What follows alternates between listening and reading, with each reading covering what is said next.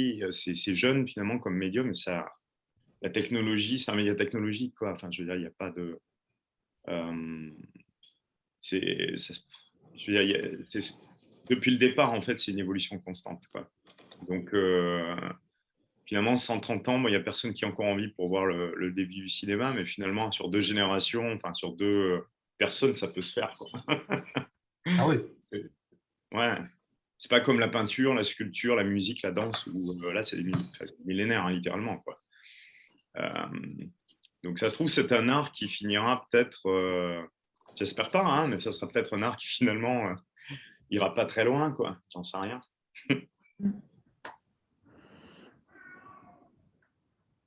Bon, mais c'est super intéressant. Et alors, du coup, le prix, est-ce que ça vous bloque aussi? Parce qu'il y a ça. Netflix, vous avez une souscription mensuelle, ça tombe direct, vous n'avez pas besoin de vous en soucier. Si vous allez au ciné, j'imagine que sur un groupe de 3-4 personnes, avec le popcorn et le coca, quoi, ça doit... C'est pas pire que les apéros tous les soirs à Victoire. Et si tu vas à l'Utopia, c'est pas cher. Bon, t'es moins bien assis, mais c'est pas cher. Mais je crois que la dimension collective, chez eux, elle a disparu, quoi. Nous, quand on était jeunes, on était étudiants, on allait au Cinoche et en sortant, on s'engueulait à propos du film, quoi. Toi, ça aussi. Maintenant, c'est fini. D'ailleurs, on va pas voir les mêmes choses, quoi. C'est ça, je crois. C'est vrai, il y avait un côté débat qui était intéressant, je trouve. Ça se passait pas, mais ça se passait pas sur les réseaux sociaux aussi. Voilà, c'est ça. Ouais. Ça se passait en direct, donc les gens faisaient moins les malins aussi. Voilà. Forcément. Que là, non, mais c'est pas ça. Il y avait un respect quand même qui était. Enfin, la plupart des gens se respectent, hein, sur les réseaux sociaux, je pense. Mais il y a toujours des trolls, quoi. Je veux dire, ces trolls-là, avant, ils étaient vite calmés, quoi. Mais c'est facile d'être troll dans la mesure où tu n'as pas à t'identifier, quoi. C'est sûr. Comment vous faites d'ailleurs pour calmer les trolls, vous? Vous avez eu des problèmes avec des trolls des fois qui vous embêtaient, ou comment ça se passe? Sur les réseaux? Non, pas du tout. Enfin, moi, personnellement, non. Moi non plus. On a de la chance. Ouais, non, vous avez de la chance. Nous, j'avais eu un mec, il a fallu que je le sorte, en fait. C'était sur Facebook. On avait un film qui était sorti en 2015. Et le mec, c'était à la sortie du film, en plus, il nous défonce le film. Salut Christian. Salut Christian. Bonjour à tous, comment ça va? Bonjour. Ça va bien, ouais. Bonjour. Alors, parfois, les trolls, c'est les anciens petits copains, tu sais, aux petites copines. C'est là que ça devient... Voilà. En ce moment, j'ai 2 ou 3 cas comme ça à gérer avec des étudiants, des étudiantes. Ah oui. Parce que l'ancien petit copain, voilà, il vit mal le truc, tu vois, et il devient chiant, quoi. Tu dois aussi t'occuper de ça, Bernard? Ouais, je m'occupe de tout, tu sais. Bon, je sais pas, on peut engager. On n'est pas encore. Ah, si, on est en train d'enregistrer. Je vous dirai ça après, alors. Je connais 2-3 personnes en Russie. Elles devraient calmer l'affaire. Non, je rigole. T'as les triades, toi, pour régler ça. Bah ouais, bah alors il faut faire attention, mais après il y a des faveurs, c'est un peu embêtant les triades. Ouais, on s'en sort jamais, quoi. Pour ça qu'ils sont toujours là. Ils voient les choses sur du long terme, en fait. Ouais. Mais c'est vrai, ça il faut le savoir, et c'est pas moi qui vous le dis comme ça a été documenté, il y a des bouquins qui ont été écrits là-dessus. Le cinéma hongkongais tel qu'on l'a connu, alors bon, vous l'avez peut-être pas connu, parce que bon, c'est quand même un cinéma qui est maintenant vieux pour vous, quoi. Mais le cinéma des années 80, 90, John Woo, Wong Kar-wai, etc., ça a été financé par les triades, hein, c'est clair. Je veux dire, c'était une usine à blanchiment d'argent, quoi. C'est-à-dire, c'est une des raisons pour lesquelles on s'est mis sur ce qu'on fait actuellement, c'était pour essayer, on va dire, d'amener un petit peu plus de transparence, quoi. C'est vrai que le cinéma est un véhicule parfait pour blanchir de l'argent, quoi. Soyons honnêtes, restaurant, cinéma, à l'époque les cybercafés, maintenant ça n'existe plus, mais bon, c'était parfait aussi, quoi. C'est pour ça qu'il y en avait plein à un moment donné. Enfin, et c'est comme au Japon, ils ont pignon sur rue les triades chez vous, là. Ils sont inscrits au registre de commerce et des sociétés aussi ou pas? Oh, ben ils ont c'est un peu comme, alors, je sais pas, Infernal Affairs, ça vous dit peut-être un peu plus quelque chose, c'est un peu plus récent. Enfin, il y avait le Departed qui avait été fait par Scorsese, c'est d'ailleurs le seul Oscar qu'il ait gagné, qui n'est pas du tout mérité sur ce film, d'ailleurs, au passage, mais c'était là-dessus, justement, et ils sont vraiment infiltrés un peu partout, quoi, dans la police, ils sont très pro-Pékin aussi. D'ailleurs, Ouais. je fais attention à ce que je dis là, parce que vous allez voir arriver en direct, Ouais.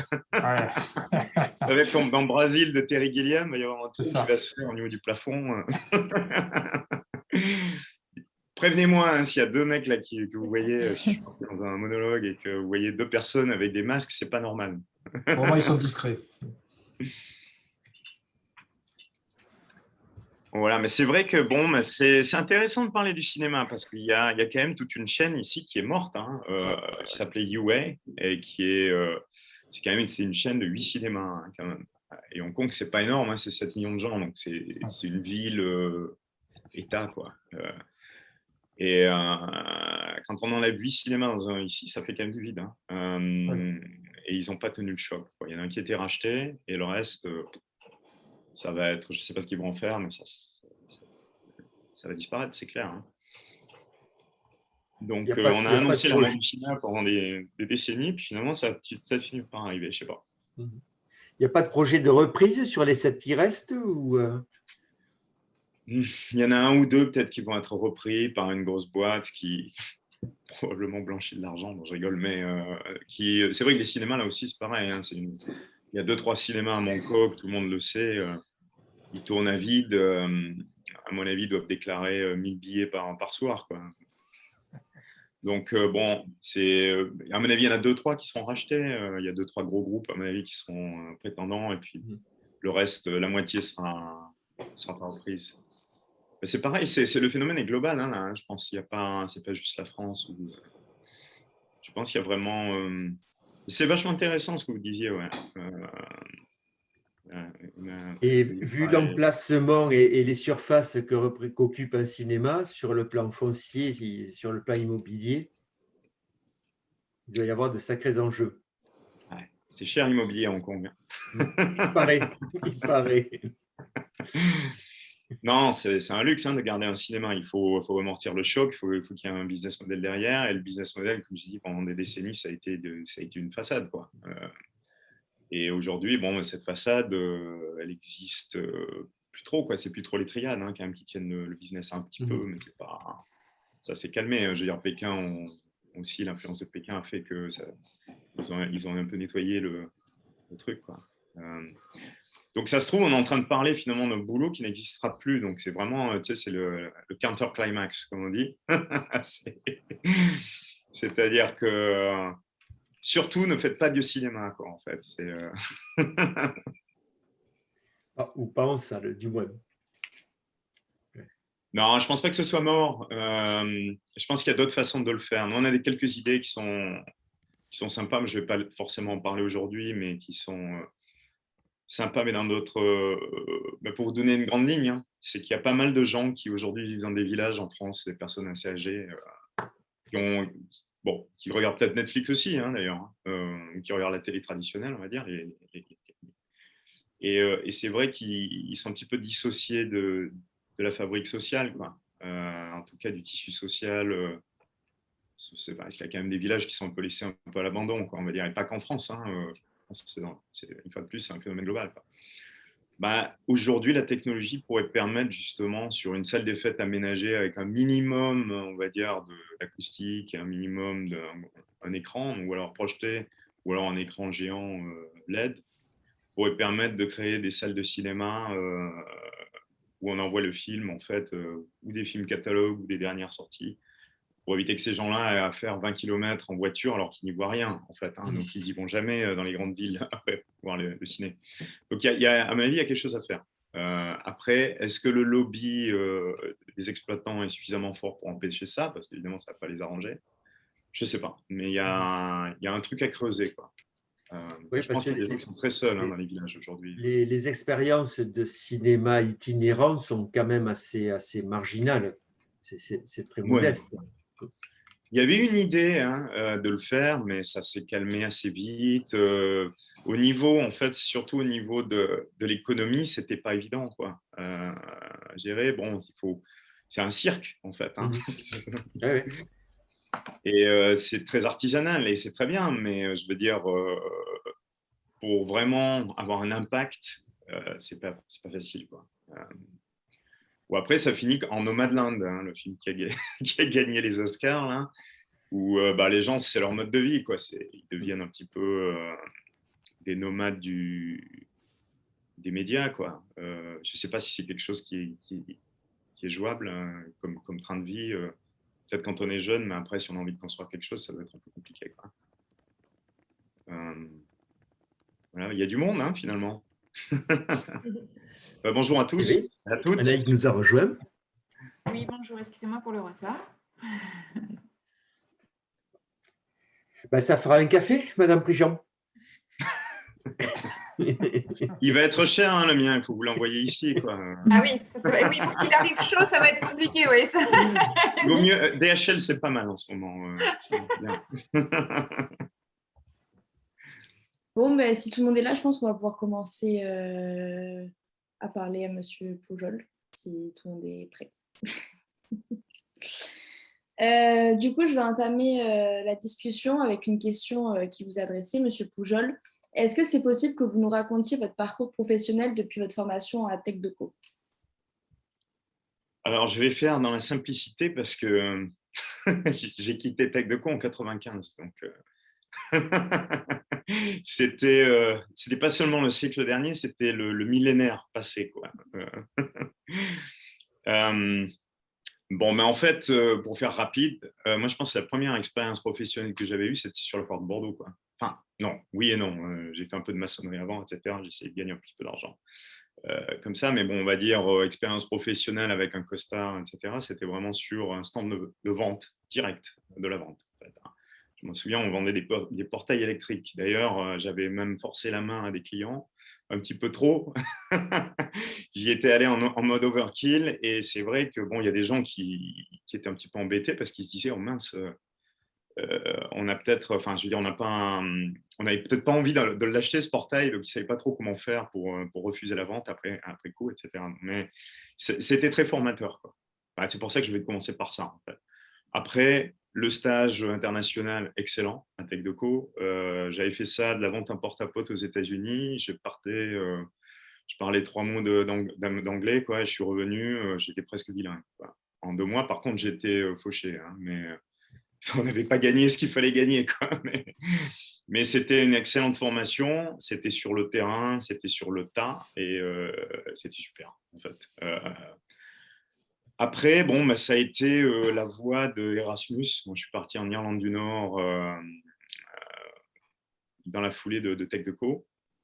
J'ai bossé directement. À l'époque, c'était très facile de trouver un boulot. C'était au moment du Tigre Celtique. J'ai travaillé pour une compagnie aérienne qui s'appelait United Airlines. Et j'ai oublié de reculer mon appel. En fait, à l'époque, on avait l'armée. Et donc, j'ai fini finalement pendant à peu près 2 ans à l'armée en volontaire service long dans les troupes de marine, quoi. Donc, c'était un peu particulier.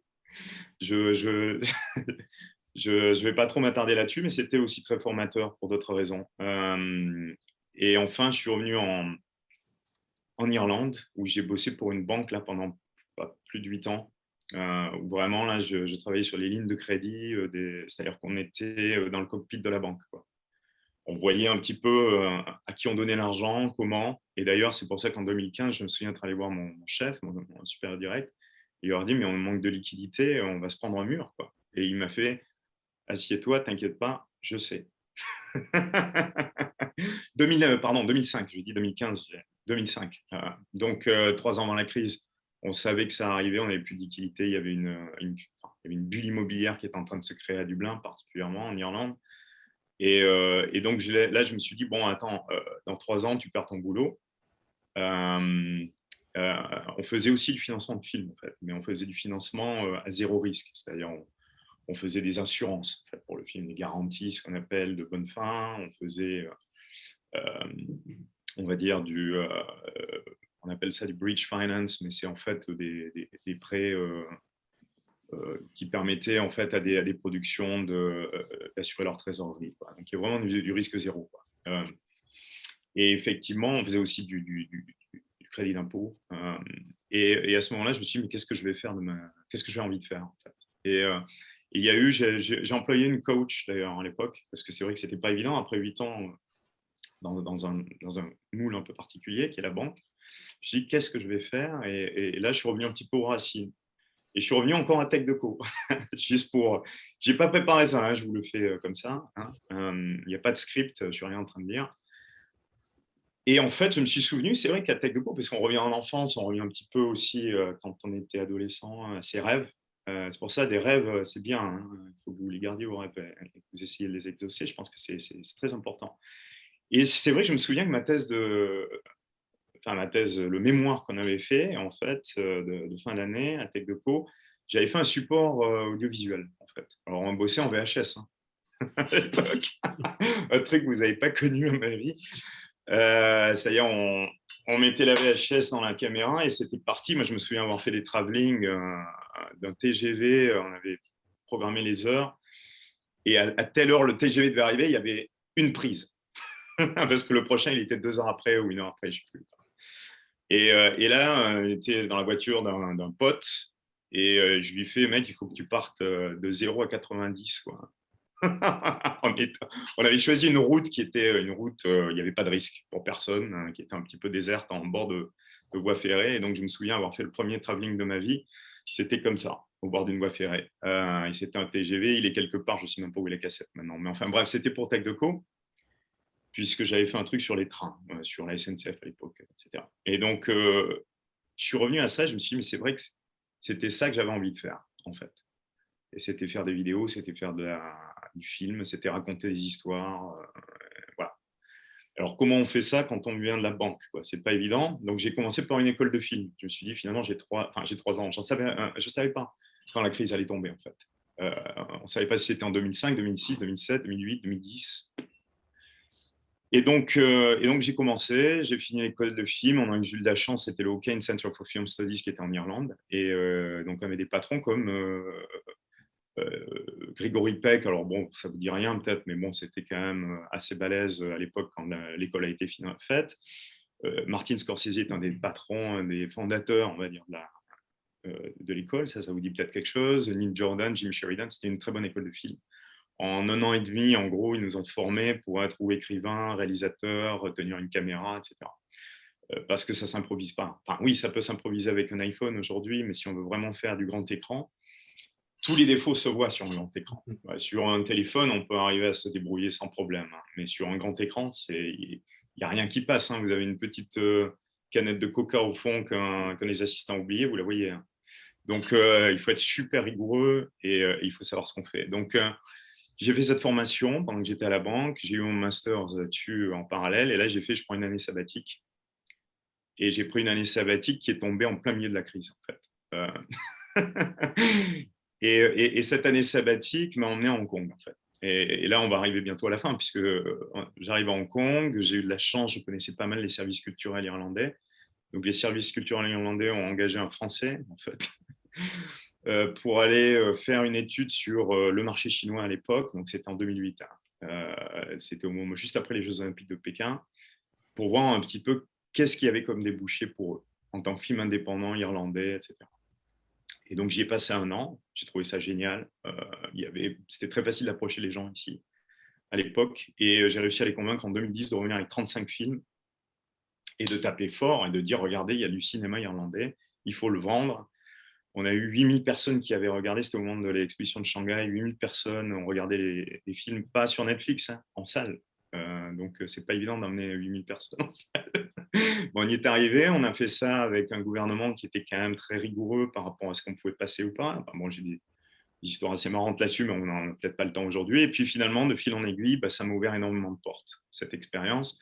Et ça m'a fait basculer dans la production. C'est-à-dire, je suis passé de l'autre côté de la banque, c'est-à-dire là, j'étais en position où je demandais de l'argent aux gens pour pouvoir financer des films. Bon, il y avait aussi aide à la scénarisation, j'ai fait quelques boulots comme ça. Et puis en 2014, en fait, 2015, alors je vous passe certains détails, hein, mais 2015, j'ai été sur une production où j'ai amené d'ailleurs des gens qui ont investi en partie dans le film, et ça ne s'est pas très bien passé. C'est-à-dire que c'était une production à 12 millions de dollars, quand même, qui est petit hein, pour une coproduction américaine, chinoise. Il y a à peu près 3 millions qui ont disparu, grosso modo, hein, à la louche. C'est-à-dire qu'aujourd'hui, il y a encore quelqu'un qui est poursuivi en justice pour 1 million qu'on ne retrouvera jamais. Enfin, bref, personne, je ne sais pas où elle est partie, si c'est au Brésil ou au Venezuela, on n'en sait rien. Cet argent est perdu. Enfin, bon, voilà. Et donc, à ce moment-là, j'avais presque même envie de jeter l'éponge. C'est-à-dire, je me suis dit, bon, ça commence à me gonfler. Je vais peut-être autre chose à faire. Le monde a besoin peut-être d'autre chose que des films. L'énergie solaire, enfin, je sais pas. C'est quelque chose que j'avais hésité quand je suis parti de la banque. D'ailleurs, à ce niveau-là, c'était énergie solaire ou cinéma. Bon, je suis allé avec le vieux rêve. Et puis, j'ai rencontré, au détour d'un chemin, un des éditeurs de Bitcoin Magazine. En fait. Donc, c'était fin 2014, début 2015. Et lui faisait déjà un doctorat en fait à Hong Kong, et il m'a dit, il m'a convaincu d'en faire un également, et il m'a dit, tu sais, avec les problèmes que tu as, tu me cites sur ton industrie, tu devrais peut-être regarder la blockchain. Alors pour moi, Bitcoin à l'époque, c'était Silk Road qui venait d'être fermé, Mongox qui était quand même un hack énorme qui a coûté 90% du prix du Bitcoin à l'époque, et qui a coûté des dizaines de millions, hein, je veux dire, en argent qui a été complètement perdu et hacké. Donc les gens me disaient, mais non, mais c'est fou, ne fais rien là-dessus, c'est perdu d'avance, etc. Et moi, ce qui m'intéressait derrière, ce n'était pas tellement le pognon, c'était plutôt qu'est-ce qu'on va pouvoir faire avec cette technologie. C'est-à-dire, l'idée, c'était quand même de décentraliser. Alors, je ne vais pas rentrer dans le détail parce que j'imagine qu'il y a peut-être des questions sur la blockchain, mais l'idée, c'était quand même de décentraliser des systèmes qui étaient très centralisés et qui invitaient pas mal de corruption, notamment ce qu'on avait pu voir sur la production. Et donc, et à ce moment-là, bon, je me suis mis sur un cursus de 4 ans en doctorat, où j'ai terminé avec UCLA à Los Angeles. J'ai terminé, on a publié le bouquin, et je me suis dit, bon, ça serait dommage d'en rester que sur la théorie. Je me suis dit, il faut y aller, il faut faire un truc pratique. Et donc là, j'ai créé Lumière. J'ai trouvé les gens, au fur et à mesure, on a bâti une équipe, et on a commencé à soutenir le cinéma, et ça s'est terminé en 2019 avec le soutien du film Papicha qui a quand même fait 260 000 entrées, je crois, en France maintenant. Mounia Medour, donc excellent premier film. D'ailleurs, on en fait un autre, un deuxième. On va peut-être les soutenir. Alors, rien de. On va couper ça au montage. Mais enfin, il n'y a rien de sûr. Mais en tout cas, c'est une femme fantastique. Hein. Et d'ailleurs, son actrice principale, Lina Coudry, les producteurs, Xavier Jans, Grégoire Gensolen et les coproducteurs sont extra. Ce sont vraiment des gens, des pionniers en fait, hein, dans le cinéma. Se sont ouverts à certaines des solutions qu'on avait. Ils ont eu le courage, on va dire, de sauter dans quelque chose qu'ils ne connaissaient pas. Et puis, bon, on a commencé. Et puis, au fur et à mesure, on se rend compte que c'est en train d'exploser maintenant. Et donc, on fait partie de cette vague. C'est un peu comme du surf, quoi. Alors, il ne faut pas qu'on se casse la figure, mais on est en train de prendre une vague, en fait. Et cette vague, c'est une vague transformatrice pour le cinéma qui, comme on l'a dit avant, est en train quand même de mourir. Hein, je veux dire, même Netflix, c'est juste une solution transitoire. Ça va pas. Je pense que s'il n'y avait pas eu de Covid, Netflix serait fait racheter par un studio, certainement. Ils ont un business model qui est très faible pour l'instant. Ils ont beaucoup d'argent parce que grâce au quantitative easing, ils ont récupéré beaucoup d'argent, mais c'est pas un système. Peut-être je me trompe complètement, mais s'ils ne se réinventent pas, s'ils ne font pas quelque chose derrière, ils ne vont pas pouvoir continuer juste à abreuver les gens de contenu qui est en train quand même de diminuer en qualité, quoi. Faut être honnête. Amazon Prime, ils font de la qualité, quoi. On sait pourquoi c'est Prime, quoi. Netflix, moi j'ai vu dernièrement des choses qu'ils faisaient, j'ai dit mais je faisais mieux quand j'étais en école de cinéma, quoi.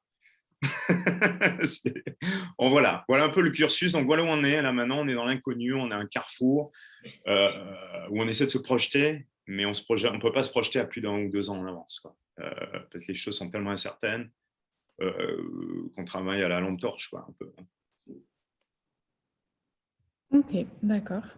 Par rapport à votre formation et du coup vraiment à ce qui nous lie tous ensemble, donc TechDeco, est-ce que dans votre quotidien, vous avez toujours des petits moments qui vous font penser à TechDeco, où vous vous dites, ah oui, ça je l'ai appris à TechDeco, ou ça c'est grâce à mon expérience à TechDeco?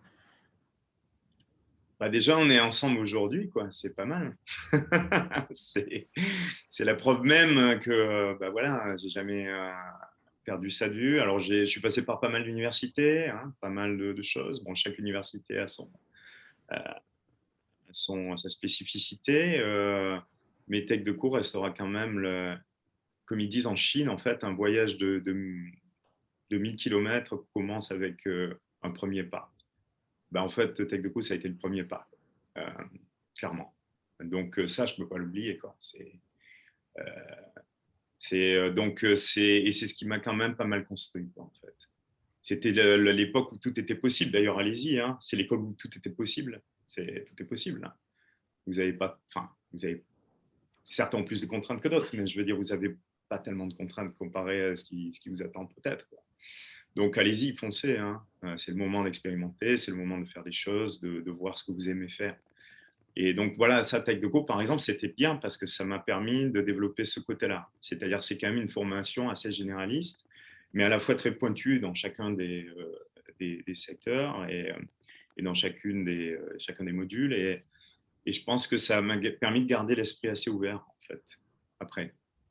C'est-à-dire, on peut partir en politique si on veut, hein, après TechDeco, on peut partir en commerce, on peut partir à l'armée si on veut partir à l'armée.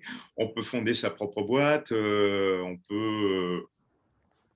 Finalement, c'est quand même c'est une belle plateforme pour apprendre à se connaître, en fait, et à connaître ce qu'on a envie de faire. Donc voilà, donc ça, d'une certaine manière, TechDeco, ça reste un petit peu, je ne le dis pas comme ça, hein, mais c'est vrai que ça reste dans le cœur, forcément. Et puis, il y a plein de choses qui pratiquement aident. Moi, la vente, je veux dire, finalement, je ne l'ai pas à TechDeco, quoi, directement. Hein. Il y a pas. Alors après, il y a eu des stages, mais c'était quand même sous TechDeco. Et des fois, j'y repense en rigolant. Je me dis, tiens, il est en train de me faire le coup de. Enfin, il est en train d'essayer, quoi. Et après, il y a des matières que peut-être vous détestez. Alors, je ne sais pas trop quel est le cursus, il a dû changer depuis que j'étais à TechDeco, mais il y a des matières où vous pensez qu'elles sont insignifiantes et après, elles prennent toute leur puissance, quoi. Je me souviens, on avait, alors malheureusement, il est parti maintenant, mais il y avait un enseignant qui s'appelait Xavier Noël et qui faisait des cours d'organisation. Alors, les gens ne comprenaient rien. On était obligé d'apprendre tout par cœur sans rien comprendre à ce qu'il racontait. Et puis, en fait, plusieurs années après, mais je vous parle 5 ans facile, hein, c'était du long terme. En fait. C'est une espèce de bombe à retardement, quoi. Bon. Et 5 ans plus tard, en fait, on fait ouf, ah ouais, c'était puissant, en fait. Donc, il y a des trucs comme ça. Voilà. C'était quelqu'un de très. Alors, je ne sais pas qui a repris les cours d'orga maintenant, mais c'était quelque chose de très puissant et c'était un personnage. C'était quelqu'un de. Qui inspirait quand même. Comme la plupart, voilà. L'autre chose aussi, c'est je pense que tous les enseignants que j'ai connus à TechDeco, ils inspiraient. Alors, chacun avait sa personnalité, personne n'est parfait. Mais je pense que c'était très, très. Il y avait beaucoup d'inspiration. Ouais. D'accord. Et pour clore un petit peu le sujet de la formation, est-ce que vous avez un meilleur souvenir à TechDeco qui restera, enfin le souvenir qui représente TechDeco? Aux statistiques. J'allais dire, ouais, voilà, jusqu'où est-ce qu'on peut aller. Ouais, je sais pas, j'ai plein de souvenirs. Hein. J'en ai. Je vous ai parlé du travelling là pour le mémoire. Clairement, on était. Bon, maintenant, je pense qu'il y a prescription, mais on était au-delà des limites de vitesse. Hein. Mais le week-end intégration, je sais pas, c'est ce que vous attendiez. Non, je plaisante, mais c'est vrai que on a. Je sais pas, c'est vraiment une foule de souvenirs. C'est difficile de vous en détacher. Hein.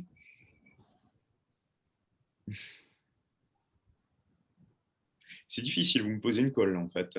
Quel est le meilleur souvenir de TechDeco? Il y en a tellement en fait. C'est une sélection de souvenirs. Je pense que c'était je vais être un peu généraliste finalement. Mais c'est les gens qu'on a rencontrés, les gens avec qui on est resté en contact. Vraiment, enfin bon, on était très soudés. Hein. Je sais pas comment ça se passe maintenant, mais il y avait vraiment dans les promos, c'était pas juste les groupes, c'était vraiment la promo entière. On était très soudés. Et ça a commencé au week-end d'intégration qui était quand même.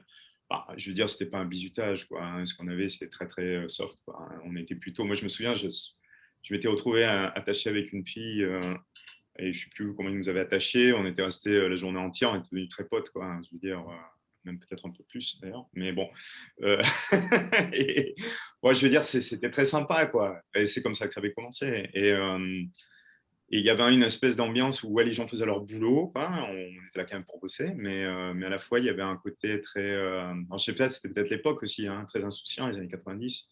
Mais c'était vraiment cool, quoi. Et en fait, le souvenir, c'était Tech Deco. Si vous me demandez mon meilleur souvenir, mais c'était Tech Deco dans son ensemble, en fait. Je pense que j'ai pas vraiment eu de grosses déceptions, quoi. Ouais, des fois, on se plante peut-être sur un examen ou un truc comme ça, où on fait pas exactement ce qu'on voulait faire. Mais dans l'ensemble, je pense que Tech Deco, c'était ça le souvenir. C'était l'ambiance. C'est une foule de choses, en fait. Ok, ben, on va rentrer un peu plus dans le vif du sujet. Donc, qu'est-ce que la blockchain et comment est-elle utilisée?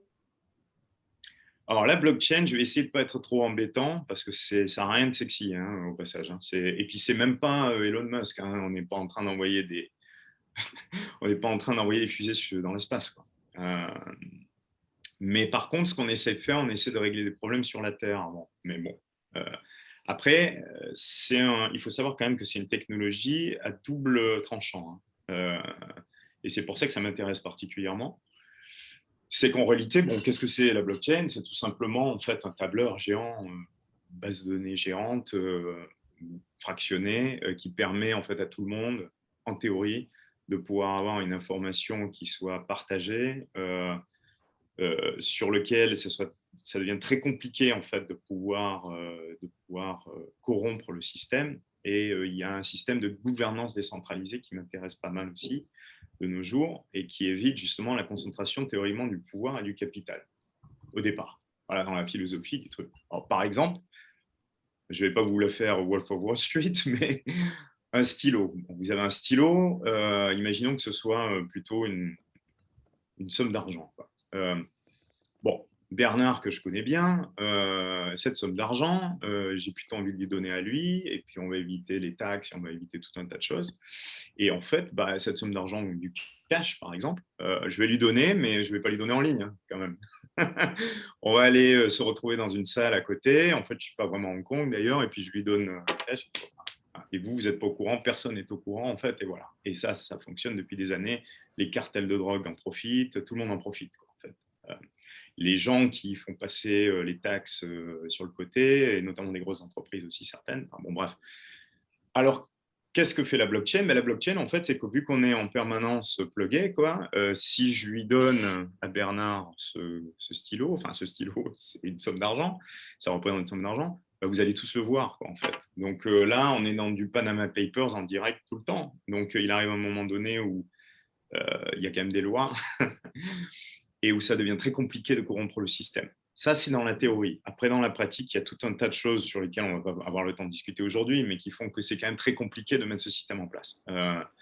Parce que tout un tas de choses. Il y a quand même des problèmes écologiques qui sont en train d'être résolus, mais il y a des problèmes aussi qui sont des problèmes... Enfin, quoique quand vous entendez le Bitcoin consomme beaucoup d'argent, oui, c'est vrai qu'il consomme beaucoup d'argent aujourd'hui. Combien est-ce que le système bancaire dans son intégralité consomme d'argent aujourd'hui? Est-ce que vous avez posé la question, le nombre de bâtiments, l'électricité qu'ils consomment, ce qui pousse à faire, lorsqu'on garde de l'or aussi, quand on extrait de l'or en fait, du sol, combien ça coûte d'électricité, d'argent Enfin bon, bref. Je ne suis pas un Bitcoin maximaliste, mais c'est vrai qu'il y a des choses qu'il faut prendre en compte. Et je pense que c'est un dialogue qu'il faudra avoir, pas juste les entreprises et les gouvernements, mais aussi les gens. Il faut que les gens soient au courant, parce que c'est vraiment une technologie à double tranchant.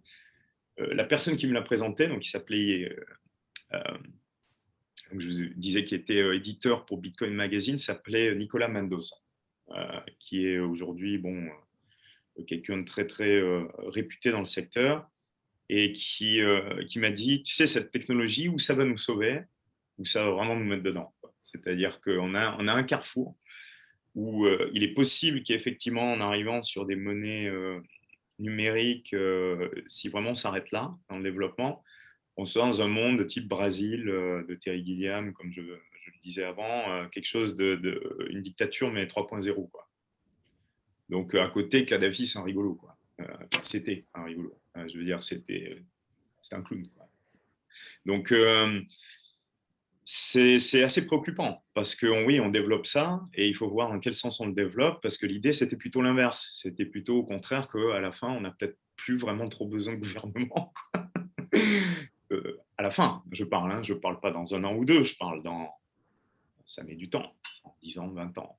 Peut-être qu'en fait, on a un moyen de pouvoir interagir de manière décentralisée sans forcément avoir des élus qui finalement déçoivent aussi. Donc, il y a un côté très philosophique, il y a un côté très politique hein, là-dedans. Mais bon, c'est un côté où, enfin, nous, ce qu'on voit surtout, c'est l'humain quand même. Hein. C'est juste un outil, la blockchain. C'est pas… C'est pareil, des fusées, c'est juste un outil hein, à la fin. Je veux dire, il faut des gens quand même dedans. À présent qu'on a une idée générale sur la blockchain, on aimerait savoir quel est votre métier actuel et en quoi il consiste exactement. Alors, le métier en fait que je fais, déjà, il évolue hein, énormément. Hein. Et si vous m'aviez posé la question avant la Covid et maintenant, on aurait eu des réponses très différentes en fait. Avant la Covid, on était positionné comme financier en fait de projets. Financier avec un accès à un pool d'argent qui était permis grâce au fait qu'on allait pouvoir tracer comment cet argent allait être dépensé, on allait pouvoir réduire le risque par rapport aux investisseurs et donc on impliquait des investisseurs qui au départ n'étaient pas forcément chauds pour faire du ciné ou des médias, mais en diminuant le risque, ça leur donnait, en leur promettant un peu le tapis rouge aussi quand même, ça nous permettait en fait de récupérer de l'argent où au départ il n'y en avait pas forcément, de taper à certaines portes. Donc, voilà en gros le truc. On peut plutôt dans j'aime toujours avoir un petit peu une application créative hein, sur les scénarios, etc. Des fois j'aime bien, ils font ce qu'ils veulent. Hein. Moi je laisse les directeurs, les réalisateurs, les réalisatrices, les producteurs faire leur travail, mais c'est vrai que j'aime bien de temps en temps aussi de donner un petit avis. J'ai une formation pour ça et j'ai travaillé avec certaines boîtes qui avaient bien pignon sur rue au niveau scénarisation et donc j'aime bien faire ça aussi. Après, avec la Covid, je vais être honnête avec vous, les premiers mois après le Festival de Berlin, j'ai pensé qu'on allait mettre la clé sous la porte. Puisque bon, faut être honnête, il n'y avait aucun film qui se tournait, donc tous les projets qu'on avait… Il y en a qui ont pris l'eau, hein, je veux dire, pour être honnête, il y a des projets qui ne se feront malheureusement pas, ou pas maintenant en tout cas. Et puis finalement, le phénomène un peu technologie nous a permis non seulement de survivre, mais même de nous développer. Quoi. Donc le travail qu'on fait aujourd'hui, c'est à la fois donc, un travail de soutien à certains films dans lesquels on croit. C'est des films qui ont un message, on pense, qui est quand même largement valable. Papy Cham faisait partie d'ailleurs. C'est des films qui unissent plutôt qu'ils divisent. Je pense qu'il y a beaucoup de divisions aujourd'hui hein, dans le monde. Donc, je vous disais, il y a un axe philosophique là-dedans. C'est-à-dire que la décentralisation, ça ne veut pas dire diviser les gens. Au contraire, ça veut dire les réunir par la décentralisation. Je sais que ça paraît complètement paradoxal, mais c'est ça l'idée. Hein. Donc, moi, je pense qu'aujourd'hui, on a beaucoup divisé les gens et il faut peut-être l'arrêter ça. Quoi. Donc, les films qu'on essaie de promouvoir, c'est des films qui vont essayer, on essaye, hein, on fait ce qu'on peut, je veux dire, de réunir les gens, en fait, plutôt. De les inviter, comme disait un Bernard, à pouvoir débattre, à pouvoir discuter, même s'ils regardent ça sur Netflix, s'ils ne le regardent pas en salle, qu'ils puissent discuter, que ce ne soit pas juste abrutissant quoi, comme contenu. Quoi. Alors, peut-être qu'on est malvenu, hein, peut-être que dans un an, je vous dirais, bon, je jette l'éponge, j'en ai marre. Je pars dans un temple bouddhiste, quoi. Mais bon, je veux dire, pour l'instant, on se bat, quoi. On se bat, et justement, notre métier, donc c'est ça, en fait, c'est de se battre un petit peu, d'aller un peu à contre-courant pour l'instant, parce qu'aujourd'hui, à part Netflix, Amazon, Ichi en Chine, Alibaba, etc., il y a 5-6 grosses plateformes, et même les studios paires de pied. Donc nous, on est en train d'essayer de mettre en place des systèmes qui peuvent permettre à ce médium de continuer à exister. Et ça passe par l'élément technologique. Donc, on fait un soutien technologique là-dessus et on espère gagner la guerre, quoi, hein, directement. Ça, c'est notre guerre. C'est pas la guerre nécessairement qu'on nous a servi, mais c'est la nôtre, quoi. Voilà. D'accord. Et si on se concentre un peu, enfin, un petit peu plus sur la cinématographie, est-ce que vous pourriez nous expliquer comment se déroule une production de film? C'est très simple, hein, ça, en fin de compte. C'est simple en théorie, quoi. Et donc, en théorie, c'est linéaire, en fait. C'est très linéaire, une production de cinéma. On ne commence pas avant d'avoir de l'argent, déjà. C'est une très mauvaise idée de le faire. En fait, on ne peut pas. Donc, ça commence avec une histoire, déjà, au départ, normalement.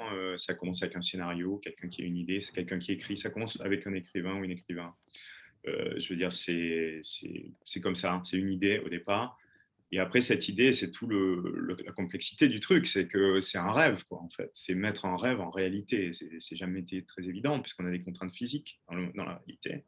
Et les contraintes physiques, ben, on a un process en fait, qui nous permet, un processus de pouvoir mettre cette idée en place. Alors ça démarre par ce qu'on appelle il y a 3 grosses phases. Il y a le développement, donc c'est là qu'on attire l'argent, le talent.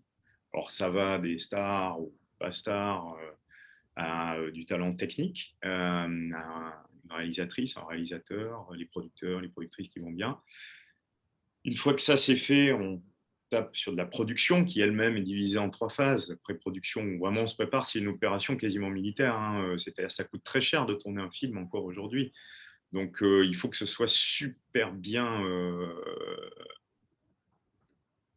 prévu et organisé, quoi. Il y a toujours des imprévus, donc si on n'est pas préparé, c'est même pas la peine. Et on travaille avec un budget fixe quand même, hein. Donc il n'y a pas trop le droit à l'erreur, quoi. C'est un peu comme l'événementiel. Je pense que certains et certaines ont dû en faire.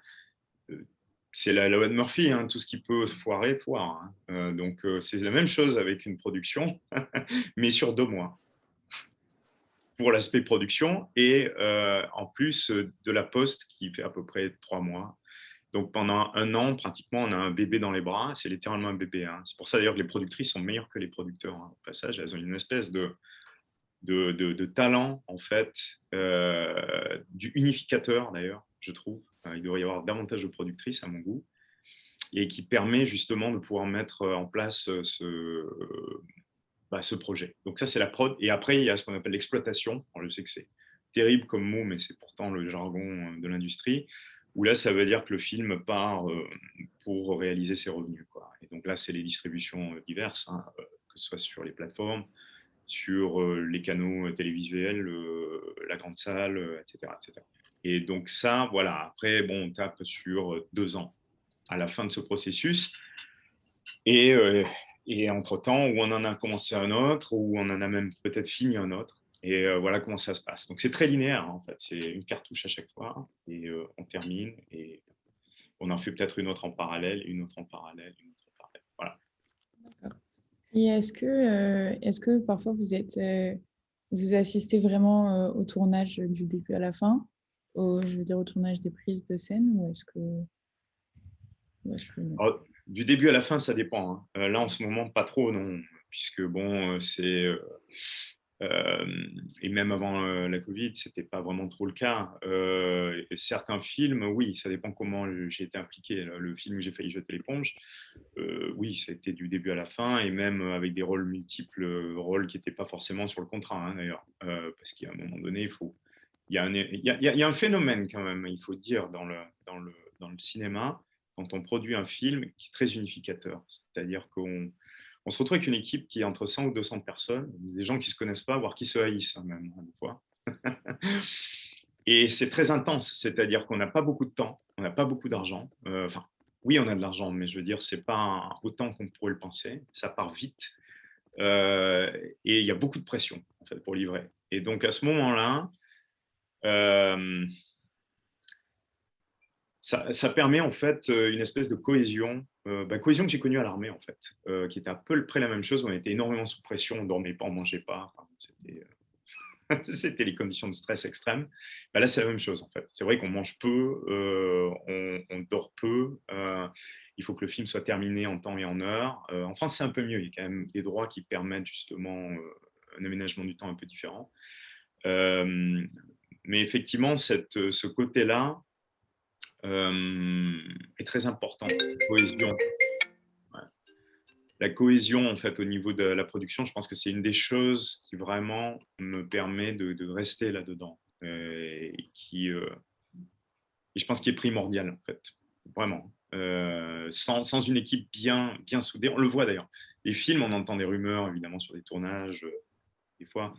Et quand on voit le film, on le sait même avant de voir la rumeur, on se dit, ouais, il y a eu un problème, quoi. Et c'est vrai que c'est des gens, en fait, c'est une entreprise humaine. Hein. Je veux dire, il n'y a rien de plus humain. C'est très compliqué d'automatiser un tournage. Oui, c'est sûr. D'accord, merci beaucoup. Et est-ce que vous pourriez nous développer un peu plus sur le lien qu'il y a entre la blockchain et la production cinématographique? Au départ, ce n'est pas forcément deux choses qui se marient très bien ensemble. Hein. Comme je disais, automatiser un tournage, c'est très compliqué. Donc, mettre un système automatique à bord, ce n'est pas forcément évident. Mais il y a des applications réelles, en fait. Alors, ces applications, certaines sont à court terme, d'autres sont à moyen et long terme. Bon, quand Internet est arrivé, dans les années 90, au départ, les gens ne savaient pas qu'Uber allait exister. Quoi. Je veux dire, Uber a pris 30 ans, quoi, quand même, hein, à arriver, facile. Donc là, c'est un peu la même chose. Hein, on se projette comme on peut. Je pense qu'il y aura des surprises à un moment donné. J'espère que ça sera de bonnes surprises. Mais en gros, pour prendre 3 axes principaux, tout ce qui est recettes, remonter les recettes, c'est très compliqué. Il y a d'ailleurs, je vous invite, il y a un rapport qui a été écrit par M. Boutonnat, qui est donc maintenant à la tête du CNC, qui fait un petit peu allusion aux possibilités d'utiliser la blockchain dans le cinéma.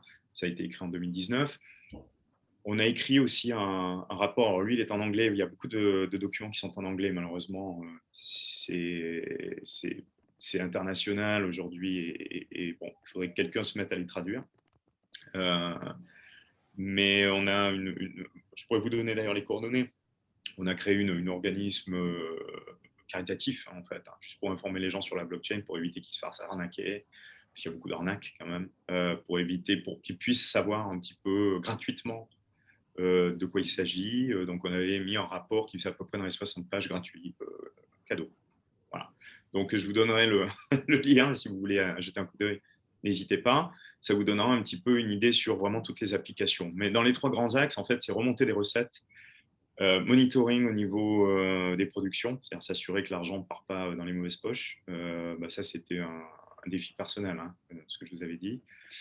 Et après, je pense qu'il y a la possibilité, alors c'est un vaste projet, mais ressusciter le cinéma.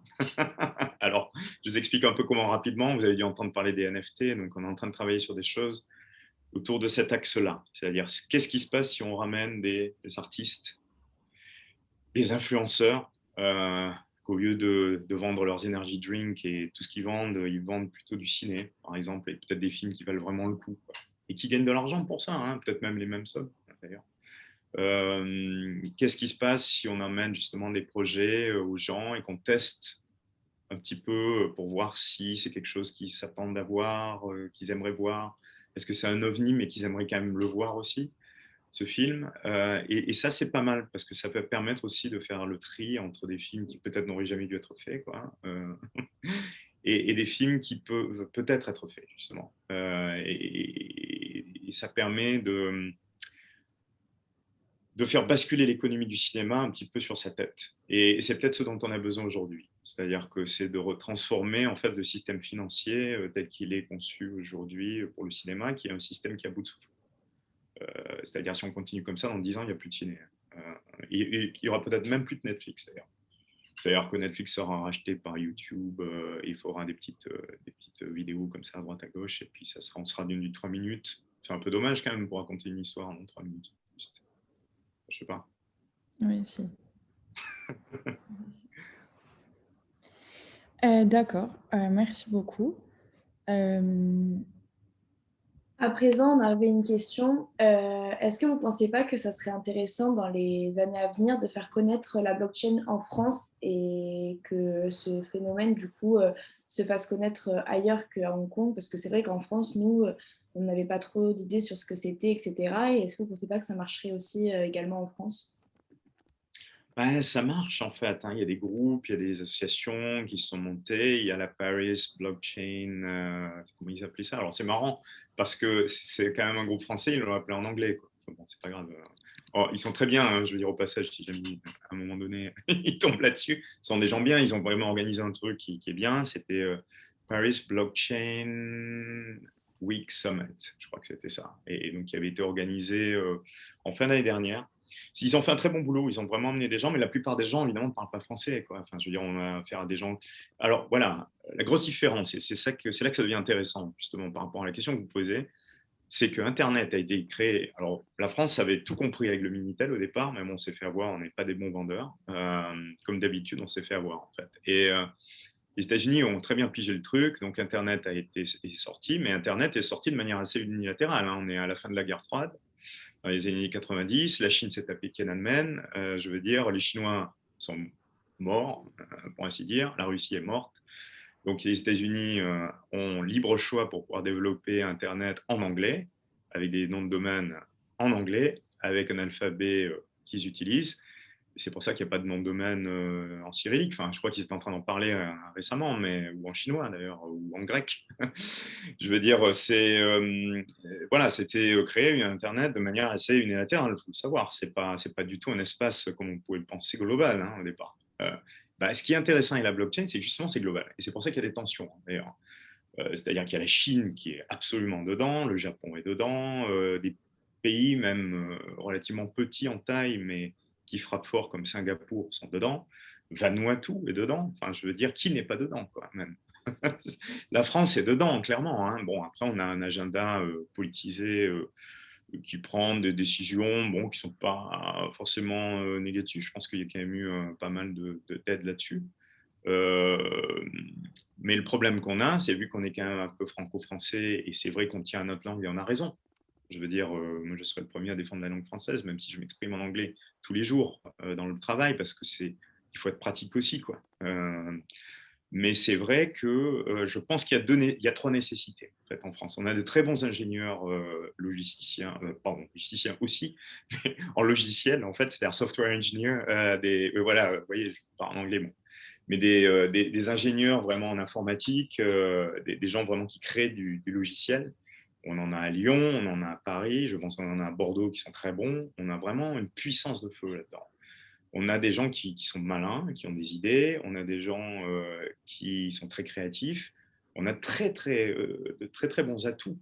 Alors après, ce qu'il faudrait faire, c'est s'assurer qu'on forme les bonnes personnes aussi, s'assurer qu'on crée un écosystème encore plus solide, qu'on traduise aussi en français, parce que tout le monde ne parle pas anglais. Il y a du boulot, hein, c'est sûr. Mais en France, il y a déjà du travail, sauf que les gens, c'est un secteur qui bouge très vite et les gens adoptent l'anglais directement, quoi.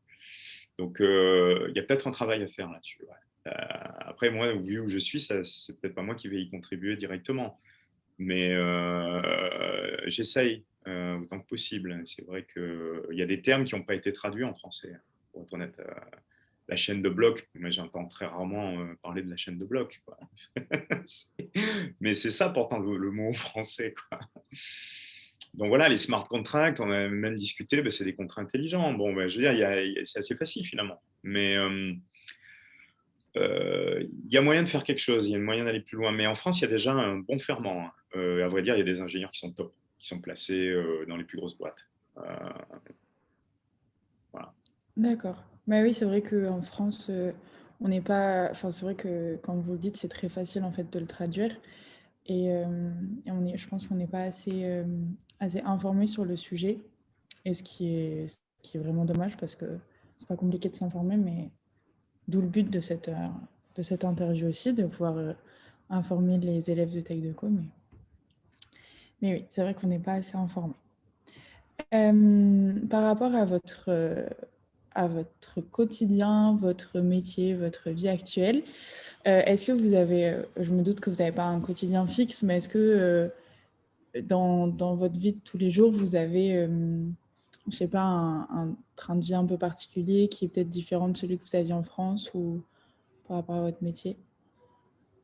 Mais en fait, la France, moi, j'en suis parti un peu quand j'avais 19 ans, quoi. Ça a commencé avec ce stage aux États-Unis de vente au milieu des 2 ans de Tech Deco. Et puis après, j'étais parti directement en Irlande en Erasmus et je ne suis jamais plus vraiment revenu de manière fixe, quoi. Donc, je suis un assez mauvais exemple, en fait. Parce que moi, la France, finalement, c'est la France que j'ai laissée dans les années 90, quoi. Donc, Oui.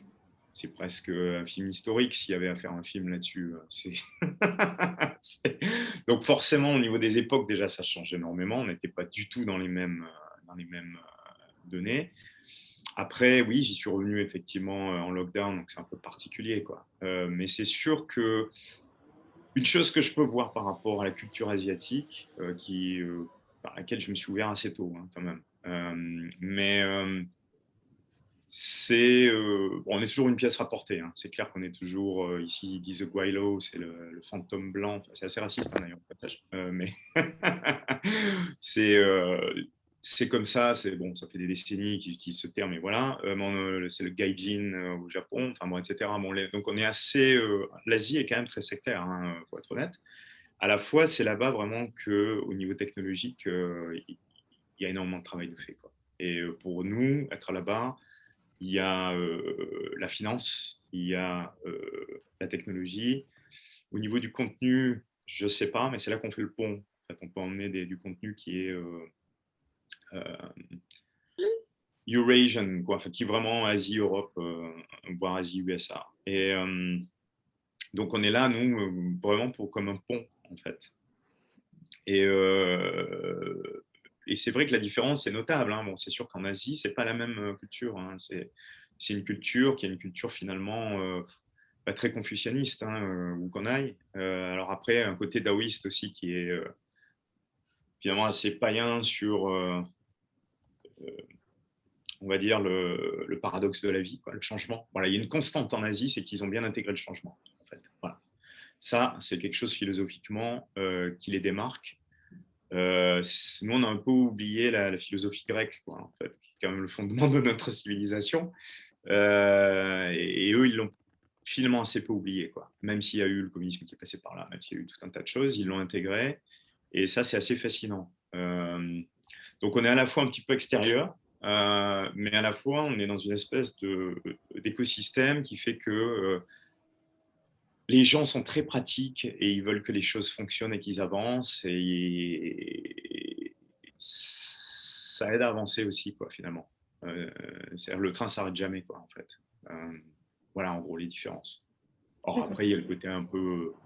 C'est vrai que c'est des pays, enfin, c'est des villes différentes, quoi. Mais ça bouge vite, ça bouge très vite. Ok, et du coup, on a une dernière question. Est-ce que vous pensez un jour rentrer en France ou pas du tout?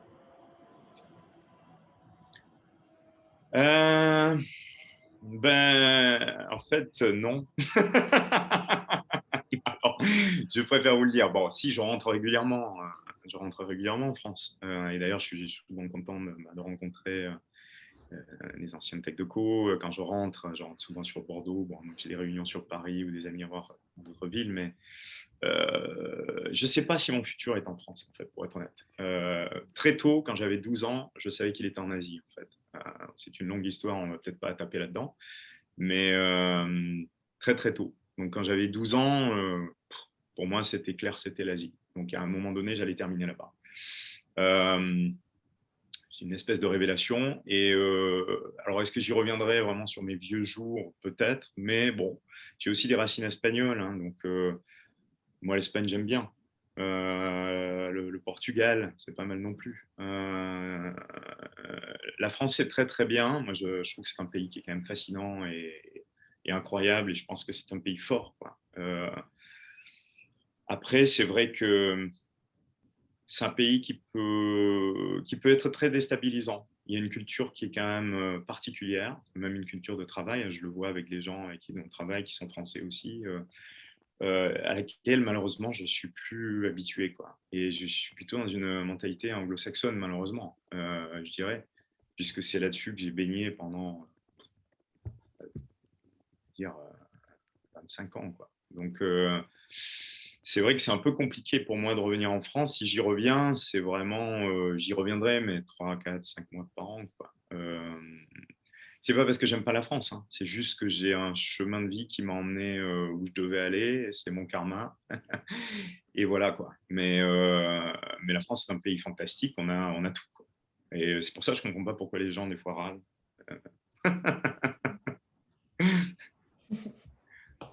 Bon, ben voilà, je sens qu'on a fait le tour de toutes les questions. Vous avez pu répondre à toutes nos interrogations et nous informer sur tout ce qui était la blockchain, le lien entre la blockchain et le cinéma. J'aimerais poser des questions à tous les invités et savoir si vous aviez des questions à poser à M. Poujol, car c'est vrai qu'on a posé plein de questions nous, mais peut-être que vous, grâce à cet entretien, vous avez pu avoir des questions. Du coup, je voulais vous demander.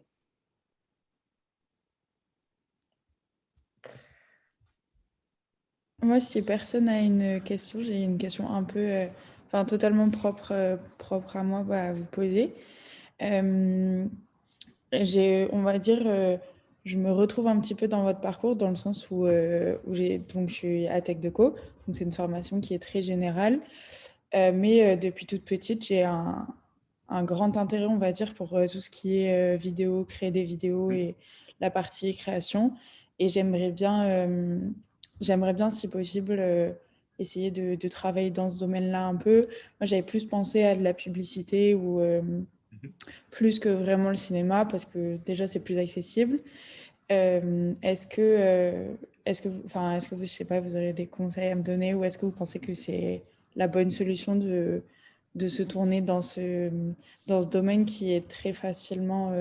enfin, moi, de ce que j'ai entendu, de ce que j'ai entendu à mon échelle, en tout cas, c'était que c'était assez compliqué de vraiment rentrer dans le domaine et d'avoir une vraie place dedans et qu'on est facilement à l'écart et c'est difficile de rentrer vraiment dans le domaine. Alors, il y a quelque chose, je peux vous donner mon point de vue, hein, je ne sais pas si c'est un conseil, mais en tout cas, vous en faites ce que vous voulez, mais mon point de vue, c'est que, bon, rien ne vous préparera jamais à l'expérience directe, quoi. Enfin, il faut le faire, hein, il faut la théorie, il faut bien étudier la chose, la rechercher, bien, vraiment, aller interviewer des gens, si vous faites un mémoire et que vous voulez le faire là-dessus, allez-y, enfoncez les portes, appelez les gens, posez-leur des questions. Là, je suis en train, par exemple, de faire, je suis superviseur d'une étudiante de la FEMIS. Elle a enfoncé toutes les portes possibles et imaginables. Elle a fait un boulot hallucinant. Et allez-y. Par contre, ce que je vous dirais, c'est si vous partez dans ce secteur-là, il faut que vous ayez l'air insolite. C'est-à-dire que du rejet, vous allez en avoir en permanence. À côté, vendre des portails électriques, la première chose que j'avais fait, c'est de la rigolade, quoi. Donc, c'est très difficile. C'est très difficile. Il y a beaucoup de requins. Il y en aura peut-être moins parce qu'ils se font rincer en ce moment. Donc, on est très, très content d'ailleurs. Mais bon, il y aura toujours des requins. C'est un monde quand même très informel, le cinéma. C'est un monde très compliqué pour réussir. Si on hésite, si on n'est pas sûr, il ne faut pas y aller, quoi. Il ne faut pas y aller, quoi. Il faut vraiment y aller comme on part dans un match de boxe, quoi. C'est-à-dire, bon, désolé, c'est un peu mon background. Peut-être que vous avez... Mais si vous faites un sport, moi, je suis sûr que vous faites des sports, vous faites une compétition, vous partez dans cet esprit-là, quoi. Y a pas... C'est dos au mur, quoi. Il faut aller de l'avant et puis et tout donner, quoi. Et avec quand même la conscience à un moment donné que peut-être ça va foirer, hein. Peut-être que vous allez finalement peut-être pas terminer là-dedans parce que ça va vous dégoûter. Ça a failli être le cas pour moi à un moment donné et on ne sait pas ce qui va se passer. J'ai pas encore terminé. Donc il faut vraiment avoir un mental d'acier, quoi. Il faut que vous fassiez un mental d'acier parce que personne ne vous le fera. En fait, il va y avoir des gens qui vont vous dire non mais je vais vous aider. Alors là, il faut vous en méfier. Souvent. Très, très, très. Méfiez-vous de la flatterie, méfiez-vous de toutes ces choses. Enfin, on vous apprend ça à TechDeco de manière dans les techniques de vente. Mais je veux dire, vraiment méfiez-vous. Ou plutôt des techniques d'achat, en fait. Mais pour ce que vous voulez faire, vous avez une chance, par contre. La chance, c'est vous vous trouvez dans un monde qui bouge vite, sur lequel vous avez déjà un ascendant sur des gens qui sont à Hollywood, par exemple, depuis 20 ans. Ils ne comprennent pas ce qui est en train de se passer. Je vous le dis, hein, ils ne le comprennent pas. Nous, quand on les aborde avec la blockchain, il faut leur parler immédiatement argent, pognon, parce que sinon, ils n'écoutent même pas. Donc, vous avez l'avantage de connaître un peu comment ça se passe au niveau des influenceurs. Je pense qu'il va y avoir des boulots, des emplois qui vont être créés dans les années qui arrivent, qui seront des emplois qu'on ne connaît pas encore. Et ça sera à vous peut-être même de les créer. Donc il y a ce côté-là. Alors peut-être travailler pour une entreprise qui effectivement est dans les médias, histoire d'avoir une ligne sur le CV. mais n'oubliez pas que vous pouvez créer vraiment des emplois sur ce thème-là. Les influenceurs, nous, on essaie de rapatrier certains. C'est un emploi qui s'est créé, qui n'existait pas il y a 10 ans, quoi. On est d'accord. Alors après, c'est pas forcément génial, des fois, ce qui se passe à temps, mais il va y avoir toujours, il y a un phénomène d'ajustement. Après, se pose la question, est-ce que vous voulez faire une école de cinéma ou est-ce que vous y allez direct avec vos idées et vous rentrez dans la fosse au lion? Ça dépend de votre personnalité. Si vous aimez prendre des coups et que vous n'en avez rien à faire, vous êtes Wonder Woman, allez-y. Ça va vous apprendre beaucoup de choses. Vous allez économiser 2 ans. Vous allez pouvoir vous former en ligne. Vous allez peut-être vous rendre compte que ce n'est pas ce que vous aimiez faire. Peut-être que vous allez vous dire, ben non, ça va vous rendre encore plus forte. Et là, vous allez vous développer un réseau à vous. Vous allez vous développer vraiment à travers le contenu que vous allez réaliser. Possible. Après, si vous avez un petit peu, vous n'êtes pas trop sûr de vous, et vous pensez que quand même, vous ne savez pas trop ce que vous voulez faire, est-ce que vous voulez écrire, est-ce que vous voulez réaliser, est-ce que vous voulez être derrière une caméra, est-ce que vous voulez produire, distribuer, faire de la vente, quoi. Dans ces cas-là, peut-être c'est pas mal de faire une école de ciné.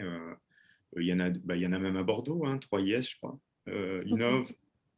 Après, sinon, il y a la FEMIS, bien sûr, l'école Louis Lumière. À Nantes, ils ont une école fantastique. Montpellier, je crois aussi. Enfin, bon, la France, c'est quand même bien au niveau cinéma. On a de très, très bons établissements purement ciné. Vous pouvez faire ça après Tech de Coupe, quoi.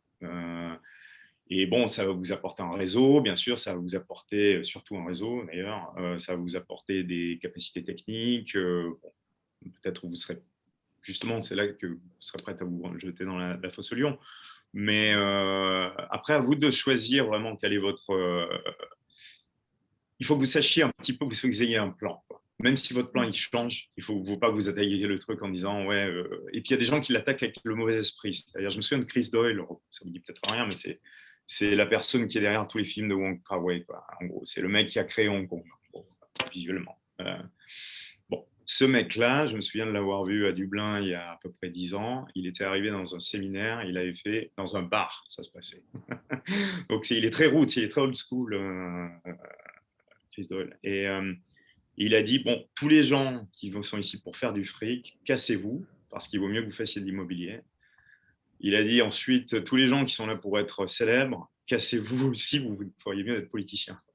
Bon, c'est très direct comme style, mais ça donne un petit peu la vision du truc. C'est-à-dire que si on rentre dans le médium pour être célèbre et friqué, ce n'est pas la bonne option, quoi. Il faut vraiment avoir autre chose. Il faut pouvoir raconter des histoires, il faut vouloir manier l'image. C'est un artisanat à la fin. Même si on le fait avec un iPhone, c'est un artisanat. On raconte des histoires, on fait de l'image. Donc, si ça, vous l'avez dans votre cœur, par contre, allez-y, direct. Si vous avez besoin de conseils, une fois de plus, ça ne sera pas des conseils, ça sera plutôt mon point de vue. Et après, vous faites ce que vous voulez. N'hésitez pas à me contacter.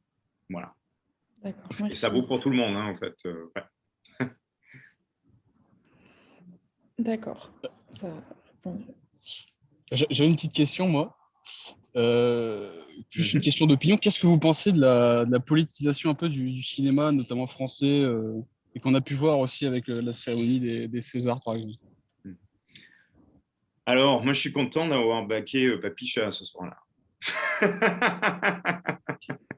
Parce que franchement, elles ont été géniales, quoi. Elles ont fait venir toute l'équipe. Ça a été une des seules équipes, d'ailleurs, qui avait venir toute l'équipe sur le plateau, parce que quand même, c'est un boulot d'équipe, un film. J'ai énormément d'estime pour Mounia, j'ai énormément d'estime pour Lina, pour les producteurs. Une fois de plus, ce sont vraiment des gens extra. Et alors après, on choisit les gens avec qui on bosse. Qu'est-ce que je pense de la cérémonie César? Bon, je pense que c'est maladroit, toujours. C'était maladroit de tous les côtés. Moi, j'ai bien aimé le speech de Fanny Ardant, en fait. Je pense qu'elle a fait un très bon speech qui montre qu'en fait, c'est vraiment ridicule maintenant. Je pense que on est sur une œuvre artistique, en fait. Si on ne voulait pas de controverse, dans ces cas-là, il fallait régler le problème dès le départ, quoi. Je veux dire, c'est pas bien de donner une audience. En plus, c'est payé par le service public. Enfin, c'est de l'argent public, donc c'est quand même vous qui avez payé ça, quoi. Donc, ça fait un peu râler, quoi. Bon, moi, j'ai un très bon souvenir. Moi, j'étais en Angleterre quand ça s'est passé, donc je l'ai vu en remote.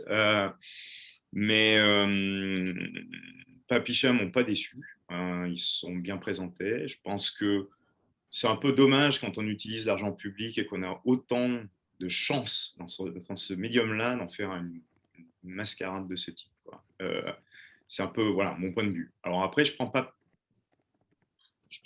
de côté. Moi, je défends ni Polanski ni les gens qui l'ont attaqué. Je pense que c'est juste, en fait, on aurait pu faire les choses de manière différente.